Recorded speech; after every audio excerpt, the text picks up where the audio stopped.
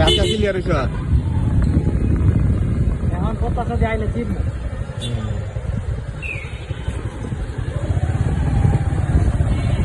এই জায়গার বার্গারটা মজা। কি মজা? বার্গার 60 টাকা কইরা খাইছ আইলে মাঝে মাঝে। এই যে দোকান ওই দোকান এই যে বাইরে বাইরেরই তো 60 টাকা কইরা। এটা বিটটা খাইলে 130 টাকা।